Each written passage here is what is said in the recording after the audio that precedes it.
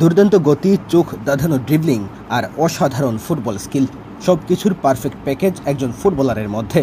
এমন কোনো ফুটবলারকে দেখলে স্বাভাবিকভাবেই নেইমারের কথা মনে পড়বে।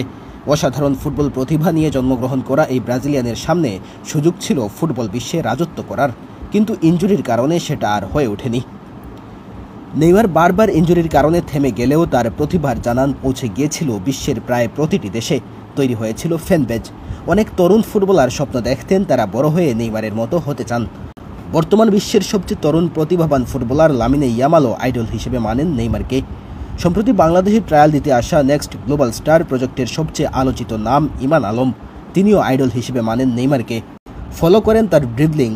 বেশ কয়েকবার তিনি বলেছেনও ড্রিবলিং আয়ত্ত করেছেন নেইমারের স্কিলগুলো দেখে। প্রবাসী ফুটবলারদের তৃতীয় দিনের ট্রায়ালে ইমান আলম খেলেছেন নীল দলের হয়ে। সবুজ দলের শক্তিশালী রক্ষণভাগ ভেঙে বেশ কয়েকবার আক্রমণে উঠেছেন। বয়স মাত্র ১৯ বছর, তারপরও তাকে খেলানো হয়েছে সিনিয়র ফুটবল দলের সাথে, যা প্রমাণ করে যুক্তরাজ্য প্রবাসী এই তরুণ ফুটবলারকে নিয়ে বিশেষ পরিকল্পনা আছে কোচেদের। ইমান আলম খেলে থাকেন যুক্তরাজ্যের মার্গেট এফসির বয়সভিত্তিক দলে। অ্যাটাকিং মিডফিল্ডার এবং উইঙ্গার দুই পজিশনেই খেলতে পারেন এই তরুণ ফুটবলার।